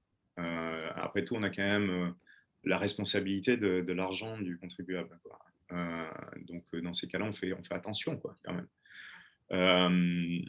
Après, bon, j'ai mon point de vue personnel, j'ai pas forcément envie de le partager, en fait, avec tout le monde. Et je vais certainement pas le tweeter. Et ça, chacun a son point de vue personnel, mais comme chacun a sa religion, chacun a son orientation sexuelle et autres, c'est quelque chose de très privé, quoi, finalement. Pourquoi est-ce qu'on en parle sur la place publique systématiquement? Ça, c'est quelque chose aussi qui me choque un peu des fois. C'est quand même quelque chose qui, je ne sais pas, sa croyance en quelque chose, c'est quand même quelque chose de fort, quoi. Bon, c'est mieux que tout ça, quoi, je veux dire. ça vaut mieux, quoi. Donc voilà. Bon, mon point de vue, c'est un peu dommage, en fait, qu'on prenne un festival qui est quand même un festival de qualité en otage, quoi. Voilà. Et surtout avec l'argent du contribuable. Donc, voilà mon point de vue à moi. Maintenant, c'est juste mon point de vue, comme je dis. Après, est-ce que le cinéma est politique? Bien sûr, il a toujours été politique. Enfin, la nouvelle vague, Truffaut, Godard, les années 60. Je veux dire, on est juste en train de refaire ce qui s'est passé dans les années 60. On n'a rien inventé, là. Qui se souvient de Thelma et Louise, en fait? Quand les gens disent oui, il n'y avait jamais de film féministe, mais Thelma et Louise, c'est le film féministe par excellence. Mais il est excellent. Si vous ne l'avez pas vu, regardez-le, quoi. Je ne vous raconte pas la fin. Si vous ne l'avez pas vu. Mais c'est un film hallucinant, quoi. Je veux dire, Thelma et Louise, c'était ça, c'est waouh, c'est du cinéma, quoi. Et j'aimerais bien voir des films plus comme ça, quoi. Maintenant, je suis un vieux old school, quoi. Hein, mais d'un autre côté, ça m'empêche pas justement d'être féministe, en fait. Par exemple, c'est pas parce que j'ai une barbe, en fait, et que je suis un gars que je peux pas être féministe, quoi. Je pense que je le suis, mais peut-être pas au goût de tout le monde, quoi, par exemple. Et donc ça, je pense qu'il faut qu'on ait une écoute, et il faut qu'on puisse arriver à discuter tranquillement, sans s'enflammer émotionnellement, etc. Et je pense qu'il faut qu'il y ait un vrai débat, quoi. Moi, ce que je vois, en fait, malheureusement, dans ce qui nous arrive des États-Unis, parce qu'il ne faut pas être dupe, hein, c'est pas nous qui l'avons inventé, hein, le politiquement correct, ça vient des États-Unis. Clairement, il y a un agenda politique derrière, et il ne faut pas tomber dedans, ça nous divise. Il ne faut pas se faire diviser, quoi. Je veux dire, c'est l'inverse de ce qu'on veut, quoi. Donc, il faut pouvoir arriver à discuter de manière raisonnée, sans s'emporter. Si on s'emporte et qu'on est émotionnel, ben allez faire de la boxe, quoi. Tapez-vous dessus et puis revenez, quoi. Je veux dire, je rigole, hein. Ça c'est la méthode années 90, je ne vous conseille pas. Mais je veux dire, ou alors faites autre chose, allez courir 2 km, revenez et on a une conversation tranquille, quoi. Il ne faut pas abuser les gens, il ne faut pas faire de bullying, quoi. Je pense que c'est une maîtrise émotionnelle. Méditation, course à pied, quoi. À fond. Non, je rigole. C'est un peu l'idée, quoi. Non, il faut pouvoir arriver à discuter parce que sinon, ce qu'on va créer des. J'ai lu des bouquins sur justement ce qui s'était passé avant la Deuxième Guerre mondiale et vous seriez vraiment surpris. Je vous encourage en fait à lire. Je vous encourage à lire ce qui s'est passé dans les années 30, par exemple. Et vous allez voir avec stupéfaction qu'il y a énormément de parallèles avec ce qui est en train de se produire actuellement et c'est ce qui fait peur, franchement. Je vous le dis, hein, c'est. Bon, voilà, vous vouliez de la politique, vous en avez eu. Comment vous appelez d'ailleurs la personne qui a posé la question? Thibaut. Ouais. Thibaut Fautrac. Du coup, j'avais une deuxième question, là, cette fois-ci vis-à-vis du blockchain, mais encore un peu politique. Est-ce que vous avez pas, est-ce que c'est pas un risque que le blockchain poussé à son paroxysme, qui donc, on se doute, ou en tout cas on prévoit, risque de supprimer entre guillemets l'État, quoi, les institutions étatiques. Est-ce que c'est pas un risque justement pour le vivre ensemble, qu'il n'y ait plus de figures auxquelles se référer, quoi? C'est une excellente question, hein, c'est sûr. C'est une question qu'on se pose tous les jours, en fin de compte. C'est une expérimentation. Hein. Il faut quand même être au courant que c'est une expérimentation. Nous, on est honnête, on vous le dit, c'est expérimental hein, pour l'instant, quand même. On fait ce qu'on peut avec ce qu'on a, on évolue, on sait que ça va continuer à évoluer comme Internet, finalement, a évolué pour des décennies. Après, il faut voir ce qu'on met en place. Je suis tout à fait d'accord. Si on est en train de mettre en place un système à la Rollerball, donc c'est encore une référence cinématographique, si vous ne l'avez pas vu, je vous encourage à le regarder, ce film. Vous verrez, c'est très vieux, hein, mais c'est pas mal. C'est un système, effectivement, un grand ordinateur qui gère le monde. On a l'impression de se retrouver en phénomène Matrix, voire juste avant Terminator, quoi. Donc, c'est un peu, ça fait peur, quoi, quand même. Mais je pense qu'il y a un système hybride qui peut être mis en place et où justement il y a des garde-fous, quoi.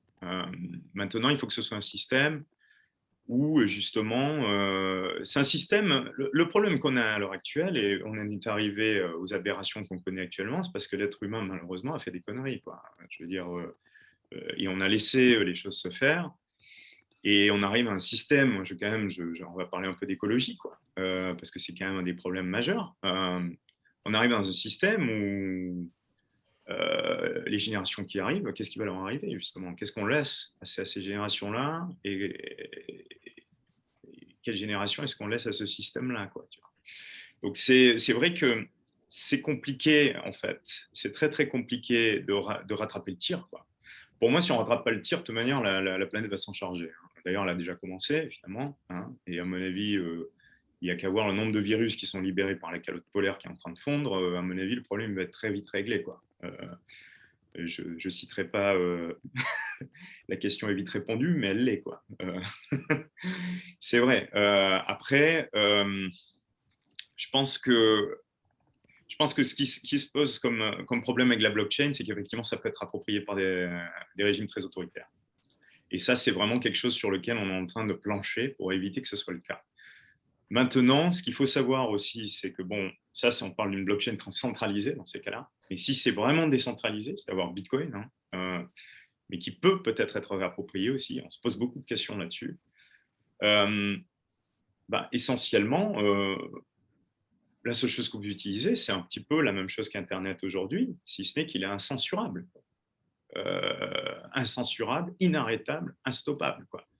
Donc, à ce moment-là, vous pouvez faire un peu, je ne dirais pas ce que vous voudrez, parce qu'il y a quand même la liberté des autres commence où la vôtre se termine, quoi. Mais vous avez beaucoup plus de marge de manœuvre.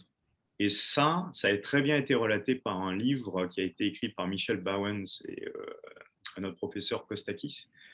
Je vous invite à le lire, en fait, qui était vraiment sur la décentralisation. Il ne parlait pas de blockchain, hein, c'est le principe, l'architecture, en fait, vers où on se dirige.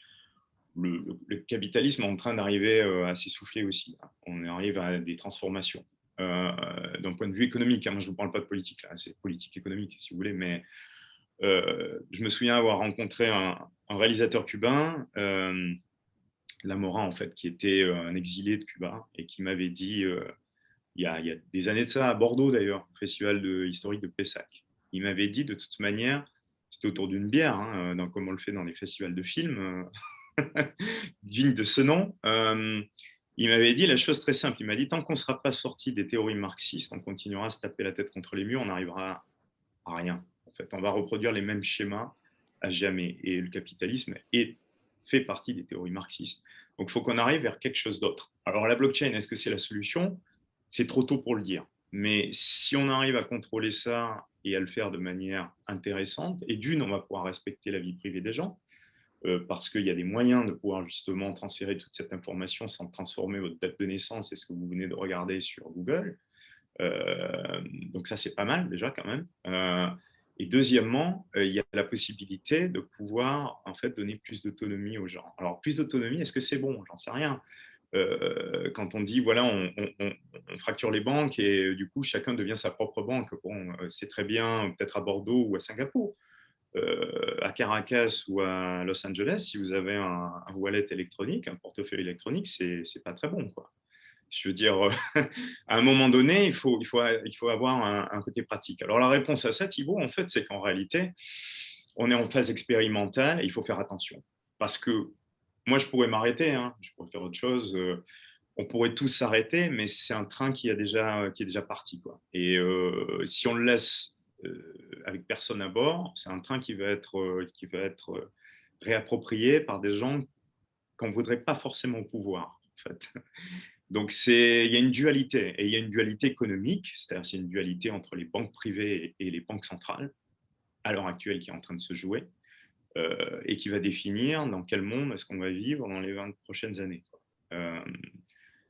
J'espère que nous, en tout cas, on fait tout notre possible pour que ce soit un monde vivable et que ce soit un monde dans lequel les gens vivent bien, on va dire, et heureux. C'est une guerre, hein, un peu, hein, quand même. Mais voilà un petit peu pour répondre à votre question. Vous avez tout à fait raison. Mais je pense qu'on va avoir un élément humain à un moment donné. Mais c'est vrai qu'on est dans un système quand même qui est automatisé. Donc, ça crée potentiellement des problèmes. Ouais. Du coup, moi, j'ai une question. C'était pour savoir, moi aussi, je suis intégrée pour intégrer une école de cinéma et je me demandais si c'était handicapant être à TechDeco au niveau du recrutement par rapport à des BTS audiovisuels ou à des prépas littéraires, etc. Pour entrer, vous dites en école de cinéma, en fait? Oui. Ouais.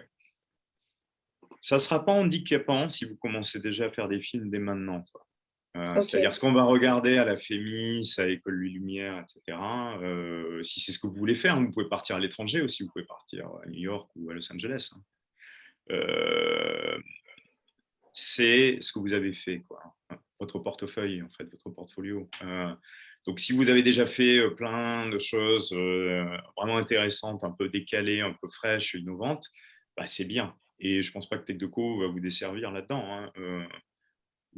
Je pense qu'au contraire, les gens sont assez pratiques. Alors après, si vous connaissez une ou deux personnes dans l'industrie, je dois le dire, et malheureusement, c'est un peu le cas, hein, c'est quand même quelque chose, un cercle fermé, comme le disait Baptistine, ça aide, hein, quand même. Ok. Ok, merci. Est-ce qu'on peut pas dire qu'on en connaît une maintenant? Vous ne devriez pas être masqué, en fait. Vous me connaissez et moi, je ne vous connais pas, en fait. Je pars avec un désavantage. Ah, vous parlez de ma caméra? Ouais. Je vous la mets, mais je suis pas tellement. Ah, voilà. Pas très présentable. Non, mais si, c'est bien le soleil, justement. Bah, écoutez, bonjour Thibaut. Non, mais oui, effectivement, ouais. Ah ben ouais, voilà. Il s'entraîne. Et voilà, Thibaut est chez nous un sportif de haut niveau, donc ah ouais, génial. Voilà. Enfin, c'est plus la section, s'appelle plus comme ça, mais. Et qu'est-ce que vous faites comme sport? Alors là, c'est juste de la préparation ou vous êtes là, je fais de l'aviron. Aviron, ouais. Okay. Ouais. Et je m'entraîne parce qu'on nous a annoncé la reprise des compétitions. Alors, il faut retourner. Il arrive chez toi la semaine prochaine. Je suis en route, là. Ouais, vous me passez un coup de fil si vous avez un problème GPS, en fait. On fera un guidage, quoi.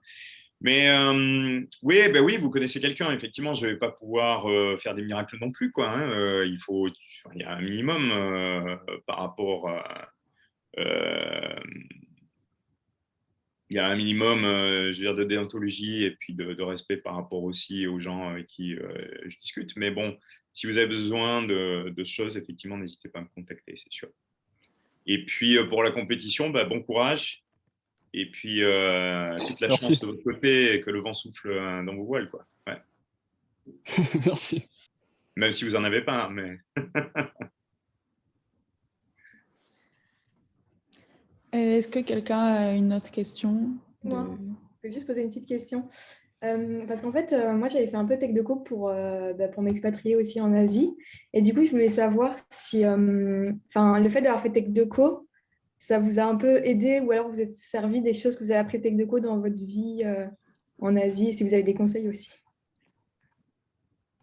Alors, en Asie, ouais, c'est surtout par rapport à l'apprentissage, en fait. Ouais. Je pense que ça a pas mal joué. Et même par rapport au doctorant, hein, je sais que Xavier Noël, pour revenir dessus, hein, donc effectivement, il est parti, c'est ce que je disais trop tôt. ça, d'un point de vue formation théorique, en fait, c'était très bien ce qu'il faisait. C'était déjà un niveau, je dirais, il était déjà un niveau doctorant, en fait, mais il croyait qu'on était plus intelligent qu'on l'était, quoi. mais la réalité, ouais, voilà, il y a ça. Et puis bon, je pense qu'il y a un esprit. Il y a un esprit qui m'a beaucoup aidé, mais qui m'a aidé aussi quand j'étais à l'armée. Je veux dire, c'était pas facile là-bas non plus. Donc, il y a une espèce de côté, je vais pas dire battant, parce que c'est vieux jeu battant, mais c'est un côté boum, quoi. On y va et on essaie de s'adapter après aussi. On planifie, on fait la recherche au mieux, puis après on y va, quoi. Bon, donc ça m'a beaucoup aidé. Et Asie ou pas Asie. Après, bon, moi, l'Asie, c'est arrivé avant Tech Deco, ce désir de partir. Mais c'était un rêve, c'était un vieux rêve, quoi. Donc, effectivement, ça couplé avec Tech Deco, je dirais avec ce que j'ai pu y apprendre, ça a été une bonne formation. Ouais. Très, très bonne formation pour la suite. Pardon, j'avais pas suivi. Vous avez fait quoi à l'armée exactement? J'étais dans les troupes de marine. Et combien de temps, si c'est pas trop J'y indiscret? étais en fait en 98, 80. Ouais, j'y suis parti en 2000 en fait. C'était au moment du Kosovo. Alors moi, je suis pas parti au Kosovo, j'ai eu de la chance. Mais on avait signé quand même, puisque j'étais plus appelé normal. On avait le service militaire. Malheureusement, c'est vrai que j'ai fait un contrat différent, quoi. Donc, j'ai des amis, par exemple, qui sont partis eux, à Djibouti en train de résoudre les problèmes entre l'Éthiopie et l'Érythrée à l'époque. Donc, c'était très physique. Mais bon, on ne m'a pas tiré dessus, j'ai tué personne. Voilà. Mais ça a été quelque chose d'assez formateur, en fait. C'est vrai qu'il y a certaines choses que j'en ai pris, j'ai récupéré de là-bas. Mais ils ont je pense qu'au niveau des ressources humaines, ils n'ont pas la même façon de gérer les choses, quoi.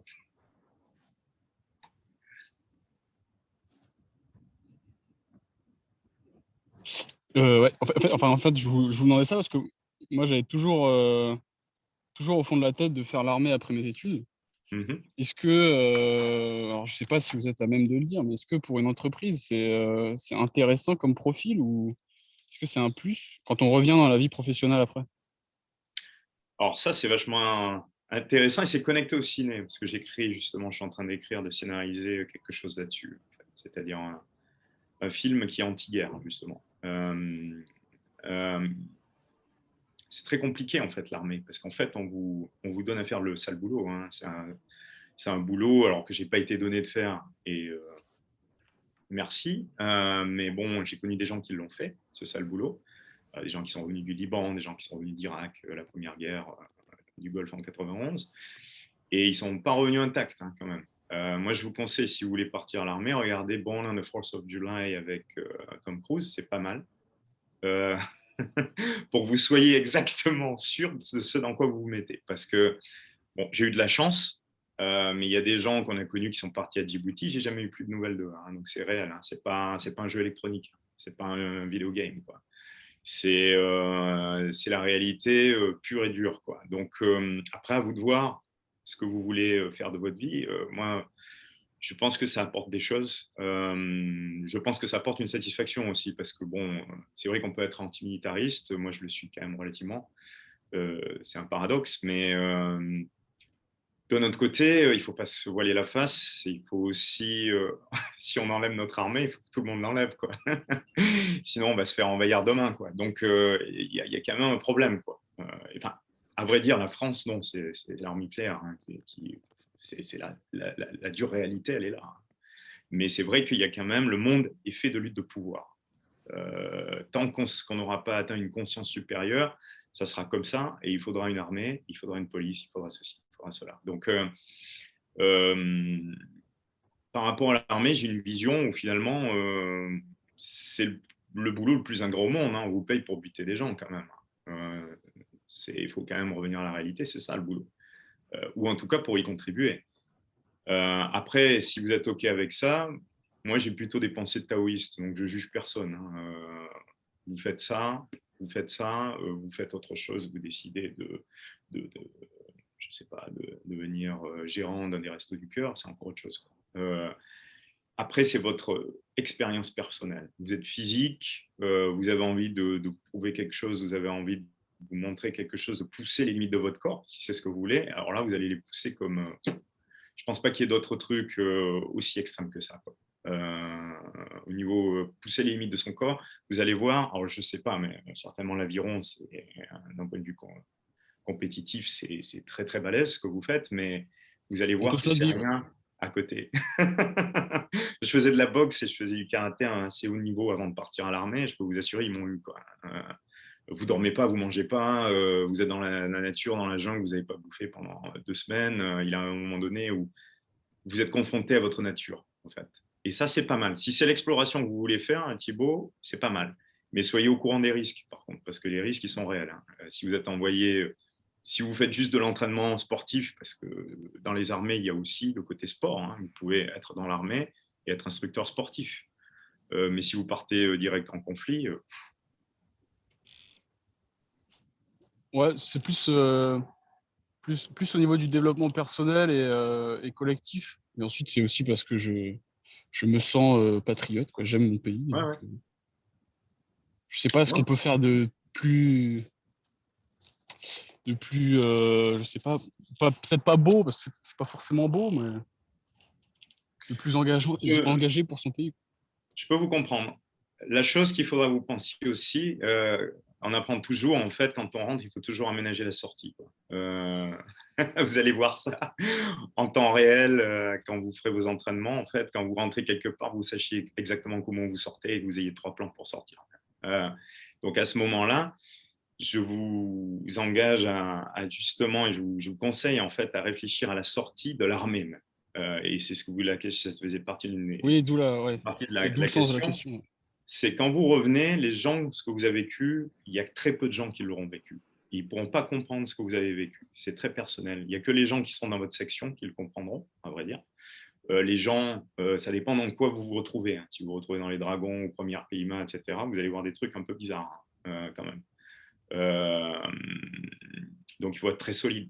Je veux dire, c'est comme les pompiers. C'est la même chose, les pompiers, finalement. Ils ne tirent pas, mais c'est très compliqué comme boulot, quoi. Ils voient des trucs un peu hardcore, quand même. Et donc, il faut que vous sachiez qu'au retour, vous allez passer par un sas de décompression, parce que si vous partez, ça dépend dans quoi vous partez. Si vous partez en opération, vous allez passer par un sas de décompression. Et les seules personnes qui vous comprendront, ça sera les mecs qui étaient dans votre équipe, s'ils sont encore en vie, quoi. Ou alors les mecs qui sont dans le régiment des gens qui ont vécu des expériences semblables. Donc là, vous serez épaulé. Il y a des gens qui font ça très bien, il y a des psychologues, etc. Mais c'est pas normal, comme c'est pas normal de sauter d'un avion non plus. À 800 mètres de hauteur ou 600 même, des fois. Il y a des trucs qui sont humainement éprouvants, quoi. Et donc, vous allez vous retrouver confronté à ça. Et alors, surtout, une erreur que j'avais commise en rentrant, c'est que je me suis dit, quand je sortirai de là, c'est la liberté, quoi. C'est-à-dire, je me suis dit, je vais arriver dans le monde civil et alors, il n'y a plus de règles, quoi. Parce que l'armée, tout est des règles. Je veux dire, depuis le moment où même quand vous dormez, il y a des règles, quoi. Enfin, il y a des règles tout le temps, quoi. Et donc, quand vous arrivez dans le civil, vous dites, mais il n'y a plus de règles, ça y est, je peux faire ce que je veux. Mais non, pas du tout, quoi. En fait, c'est que les règles, elles sont dissimulées. Et alors ça, c'est très compliqué quand vous sortez de l'armée, ou pour en parler à des gens qui l'ont fait, c'est que vous arrivez dans le monde civil, il ne faut surtout pas se dire c'est un monde sans règles. C'est un monde avec beaucoup de règles, peut-être plus d'ailleurs qu'à l'armée, plus complexe à piger des fois, des règles sous-jacentes que personne ne vous a appris à confronter ou à jouer. Et ça, il faut vraiment que vous prépariez à ça. C'est-à-dire, on ne va pas forcément vous accueillir en héros au passage. C'est-à-dire qu'il y a des gens même qui seront très opiniâtres sur ce que vous avez fait. Ils ne verront pas du tout la chose de la même manière que vous. C'est-à-dire, bon, moi, je pense qu'effectivement, ça prend... Désolé, mais c'est vrai que ça prend beaucoup de courage de faire ça. Donc, j'ai beaucoup de respect pour ça. Beaucoup de respect pour l'armée, beaucoup de respect. Ça ne veut pas dire que je donne carte verte sur tout ce qui est fait, notamment ce qu'on a pu voir par rapport au service de police, etc. Mais bon, c'est vrai que tout le monde ne sera pas de cet avis-là, Thibaut. Et ça, il faut que vous soyez prêts. C'est-à-dire que je pense que Born on the 4th of July, né un 4 juillet, regardez-le, parce que je pense que vous verrez très vite ce dont je parle. C'est un vieux film, hein, maintenant. Mais si vous êtes prêts à ça, c'est un peu la même chose que Baptistine. À la fin, c'est la même histoire. Hein. Allez-y, foncez, quoi. Une chose que j'aimerais dire, parce que c'est la plus importante, il y a un truc que vous devrez retenir, c'est vrai que je parle beaucoup, mais c'est vraiment, vraiment, apprenez à voir ce qui vous fait plaisir. En fait. Apprenez à vous arrêter de temps en temps et voir vraiment ce qui vous fait plaisir. Je ne vous parle pas des réseaux sociaux, je ne vous parle pas même des films. Si peut-être les films, ça vous montre un peu ce qui vous fait plaisir, ce que vous aimez faire, parce que vous prenez 2 heures ou 1 heure, où vous vous posez et enfin votre intellect ne fonctionne plus. Et là, vraiment, vous reprenez, vous reconnectez avec votre corps, en fait, et je dirais presque votre âme, quoi. Et donc, méditez, réfléchissez bien à ce qui vous fait plaisir. La plupart des gens, en fait, on arrive à un moment donné, c'est la course. Et en fait, on ne sait plus ce qui nous fait plaisir. Ça peut être un risque. À la fois pour Thibaut, Baptistine, etc. Enfin, je pense qu'il faut vraiment que vous appreniez vraiment, et ça, personne ne va vous l'apprendre, hein, dans aucune formation, quelle est votre voie, quel est votre but, qu'est-ce que vous voulez faire dans votre vie, quoi. C'est-à-dire quand vous aurez 60, 70 ans, en fait, qu'est-ce que vous voudriez avoir fait, quoi. C'est la question que tout le Ouais. monde, où tout le monde voudrait avoir la réponse. Ouais, mais posez-vous pour cette question. Méditez, allez. Thibaut, c'est pas mal ce qu'il fait. Hein. C'est bien l'aviron là, quand on fait du sport. Ça peut venir à soi, ce genre de choses, mais c'est vraiment primordial. Hein. Je dirais, c'est la seule question en réalité. Alors après, pour certains, c'est la famille. Pour d'autres, c'est réaliser un film. Pour d'autres, c'est partir défendre les couleurs du drapeau, mais pas seulement les couleurs du drapeau, plutôt des concepts pour lesquels des gens sont morts déjà aussi. Il y a une question bon, il y a une question, je dirais, de passer le flambeau, mais bon, je veux dire, c'est vachement important, quel que soit, et ça, il n'y a que vous qui pouvez y répondre. C'est pas moi qui vais vous aider. Enfin, réfléchissez là-dessus. Ouais. Bon, je pense que l'entretien va arriver à son terme. D'abord, je voulais donc vous remercier, surtout vous, Monsieur Poujol, pour nous avoir donné votre vision de la blockchain, du cinéma, ainsi que de nous avoir informés sur ce domaine que nous ne connaissions pas du tout. Et nous voulions aussi vous remercier à vous d'être venu pendant ce Zoom pour avoir écouté tout ça et avoir pu participer du coup à notre projet Tutoré. Écoutez, merci à vous. Alors, je n'ai pas trop tapoté en attendant, mais j'étais en train de parler. Mais ouais, je remercie tous les gens qui ont envoyé des messages. Et effectivement, si jamais vous avez encore des questions ou quoi que ce soit après, n'hésitez pas. De toute manière, Bernard peut vous mettre en contact. Ça sera avec plaisir. Je sais que ça m'a fait plaisir. Et si ça peut, je sais pas, vous aider d'une manière ou d'une autre. À faire ou à ne pas faire.